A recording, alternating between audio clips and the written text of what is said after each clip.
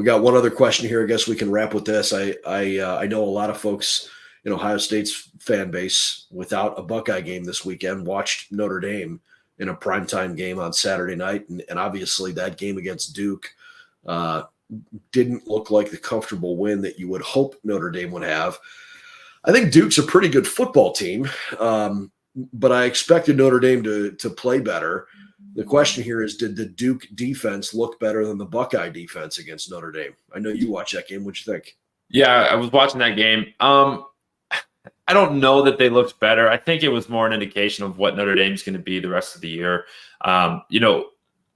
What I saw is a team that just got like broke by Ohio State. Like that was like just such a backbreaker. And we talked last week about it. Like for the first time ever, you had a team that could do it, that could beat Ohio State. You played fine. You played well enough to do it, made some critical errors and just didn't get it done. And it was like, oh, all this work. And we were so close. And now we're still not there. And it almost like you see a downward trajectory for them where, Sam Hartman didn't look great on Saturday night. The run game, although they got that late touchdown, was not going at all. And had they not gotten a 4th and 16 because of a broken down play where, Hartman was able to scramble, they lose that football game. It was kind of really similar. It was like the flip side of what happened, Ohio State to Notre Dame, happened Notre Dame to Duke.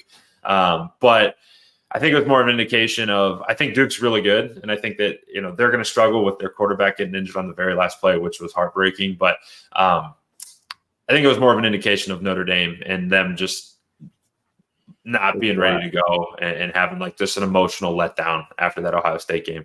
Yeah.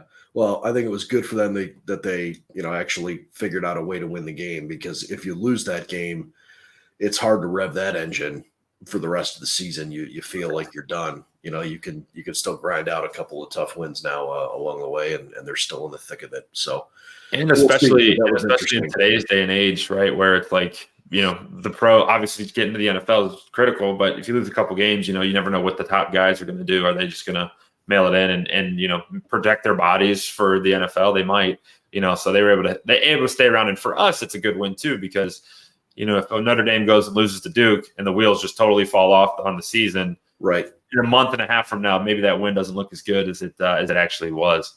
Yeah, I totally agree. You need your good wins to hold up as the season to stay good. Yeah, especially when you've only got 4 teams that make the playoff for one more year here.